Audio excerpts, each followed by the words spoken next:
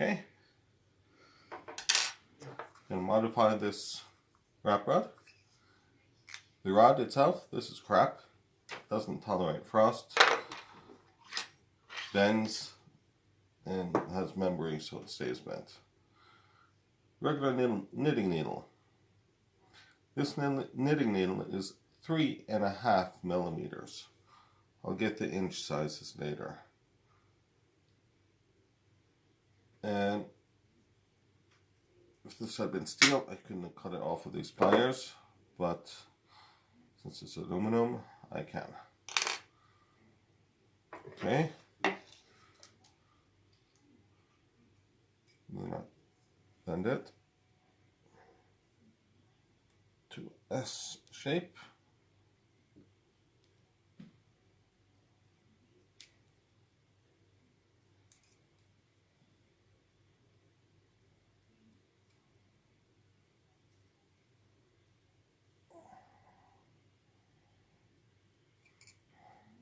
So the front here and this piece here, they're parallel, or as close to parallel as possible.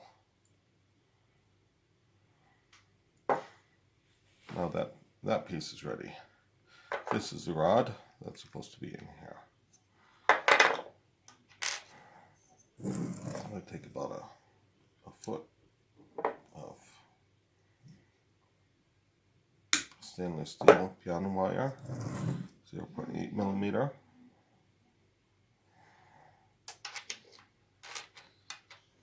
Start out with the rod here.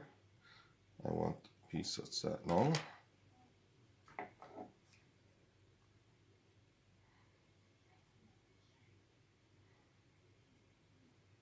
.90 degrees up.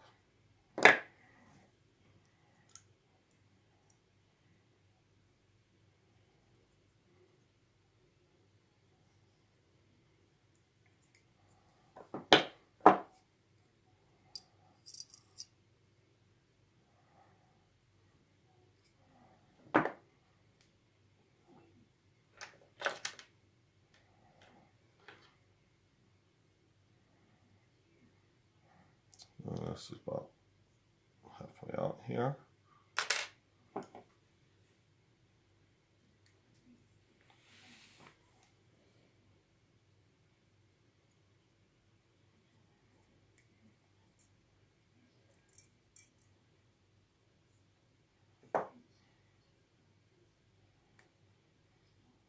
Made it a little bit too long. Don't do anything. Just snip off that piece. A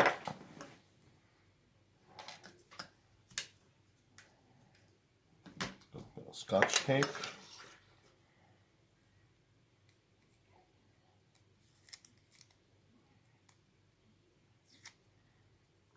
Well, this is that piece where I cut off.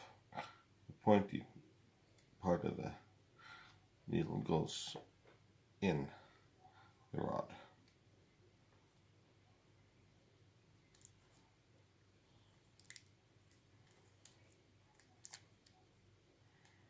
The tape is just to hold it in place until I get the shrink tubing on.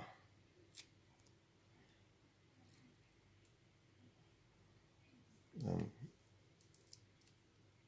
when the shrink tubing is melted on, or shrunk on here, this tape will probably melt and help this stick even better on.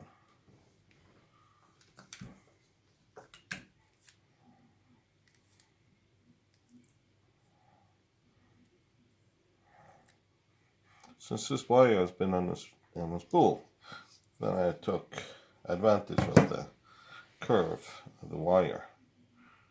You don't have to do that. This I think is 6 millimeter shrink tubing, and I just take a piece that's a little bit longer than this shaft here.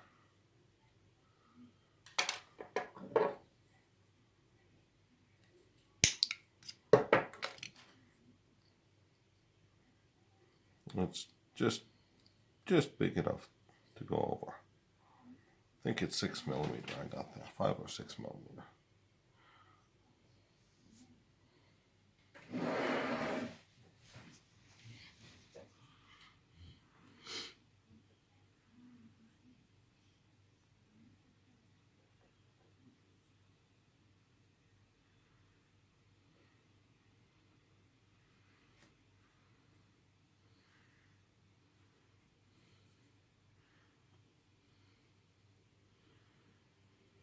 Okay, and the size of shrink tubing I use at the end here depends on the size of the hole in the rod. Now, some of these palm rods are made out of styrofoam, and if you use regular glue, solvent based, to glue them, the styrofoam will melt. So this one is plastic, so I can use a regular super glue or just any other glue to glue the shrink tubing in place. For this I'm using a thinner shrink tube, I think it's 4mm. Piece that's about an inch.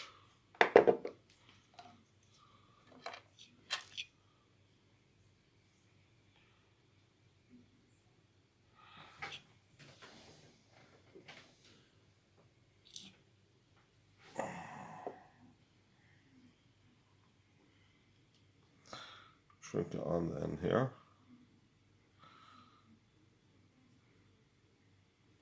Now we don't want this. We want to be able to pull the rod or this shrink tubing off afterwards. So what I do now is I check if it's thick enough, and yeah, it fits just barely. So that's good enough. Thing is, I want to be able to take this rod off to put the strike indicator on. So what I'm doing now is a drop of super glue,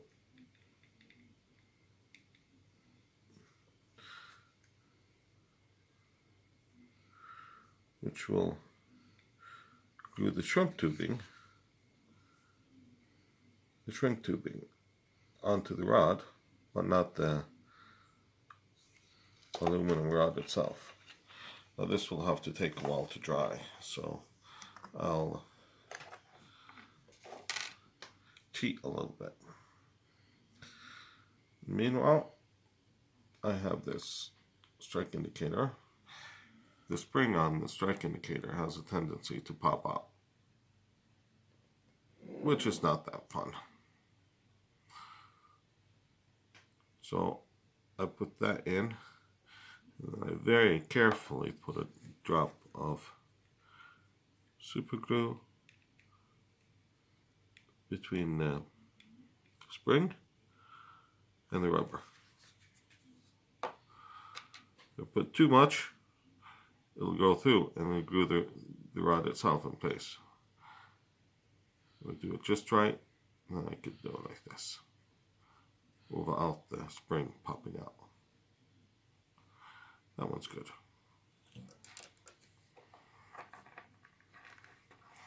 Let's hope this super glue is set.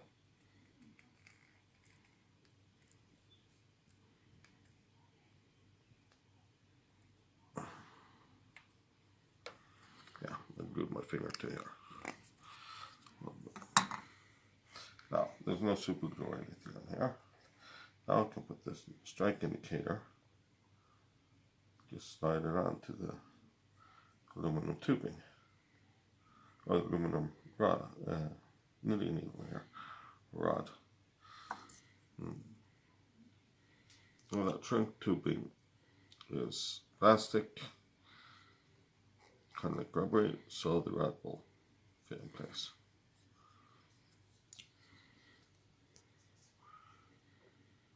Go like this. And a little piece of Scotch tape over the rod here. Now I can carefully pull it out to the length I want it.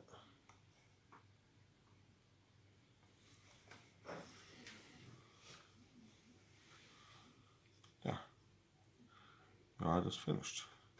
Line goes through the hole here, through the hole in the top there, through the top in the indicator, through here, and down to the jig.